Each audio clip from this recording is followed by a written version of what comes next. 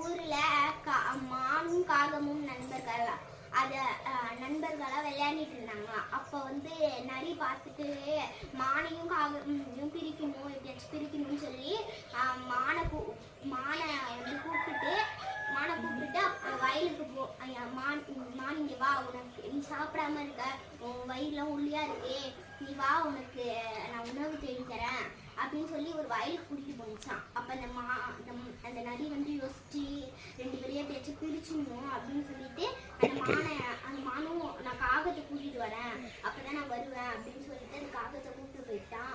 அந்த காகம் தான் உனக்கு நிறைய சாப்பிடுது, நீ அது கூட நீ இருந்தாலும் அது ஒரு நோட்டுக்கு தான் போவோம் அப்படின்னு சொல்லி ஒரு நோட்டுக்கு தான் உணவுலாம் தேட போயிருக்கு, நீ அது கூட சேராத அப்படின்னு சொல்லிட்டு அந்த நரி வந்து மானை கூட்டிட்டு போனிச்சா வயலுக்கு கூட்டிட்டு போகும்போது அந்த மான் வந்து ஒரு கம்பி வேலியில மாட்டிக்கிச்சு. அந்த மாட்டினோடனே அங்க அந்த வயல்ல வேலை செய்யறவங்க எல்லாம் வந்து உடையாந்து நீ தான் இங்க உள்ளதெல்லாம் அதெல்லாம் உணவெல்லாம் எடுக்கிறியா அப்படின்னு சொல்லி போய் எடுக்க போனாங்களா.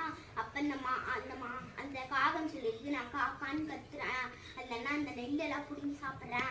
அப்ப அவங்க அந்த விவசாயி எல்லாருமே ஓடி வந்து காகத்தை நான் என்னை விரட்டும் போது அதுனா நீ தப்பிச்சு ஓடிடு அப்படின்னு சொல்லிட்டாங்க.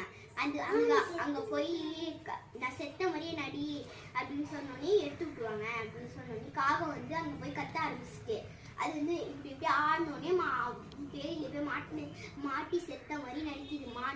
மான் செத்த மாதிரி நடிச்சோடனே அந்த விவசாயி வந்து எடுத்து விட்டாங்களாம். எடுத்து விட்டுட்டு காகம் கத்துறது இப்படி திரும்பி பார்த்தாங்களாம். அப்போ வந்து அந்த மான் வந்து ஓடி போயிடுச்சு, அந்த காகமும் ஓடி போயிடுச்சு. அப்பதான் தெரிஞ்சிச்சு நீ தான் எனக்கு துரோகம் செய்ய